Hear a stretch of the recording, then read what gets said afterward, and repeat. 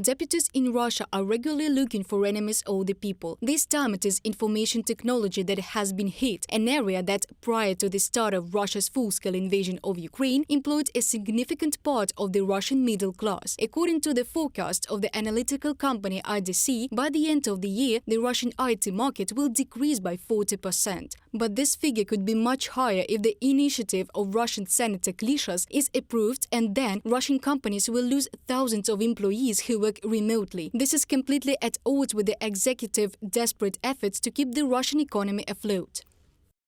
The introduction of a total ban may lead to a slowdown in the development of digital platforms and solutions, which may ultimately affect their competitiveness. Our task is to use all the available intellectual potential of developers to introduce new digital services.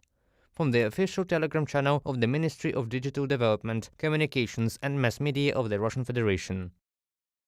It would be more correct to say an even greater slowdown in development. After the start of a full-scale Russian invasion of Ukraine, many Russian workers in the IT industry left Russia. It was a painful blow to the banking and financial sector and to the civil service. As a result, the Kremlin curtailed a number of state digitalization projects, including the development and implementation of a digital passport like Ukrainian Dia, which has been valid in Ukraine since 2020. Nevertheless, many IT specialists who left Russia continue to work remotely in Russian companies. According to experts, the attempts to block their incomes are very unwise steps regarding the Russian economy.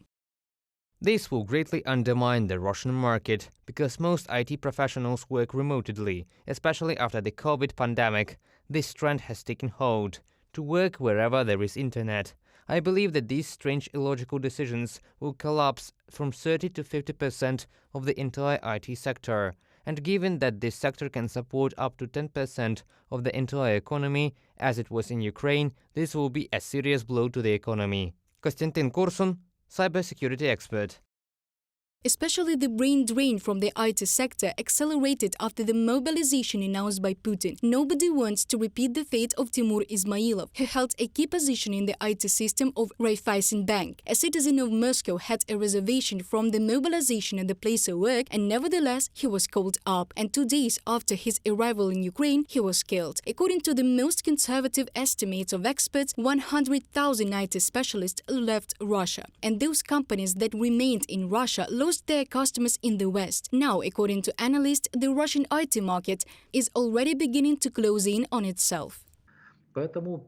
Therefore, we can say that if the trend of closing Russia from at least the Western world continues, it will lead to a reformatting of the Russian market. Will this be a problem for Russia in terms of technological growth? Yes. In terms of budget revenues, I wouldn't talk about it. But what matters, Russia is losing its Western direction, and in this direction we can try to take, at least partially, the place of Russia. If we don't, we will look like fools.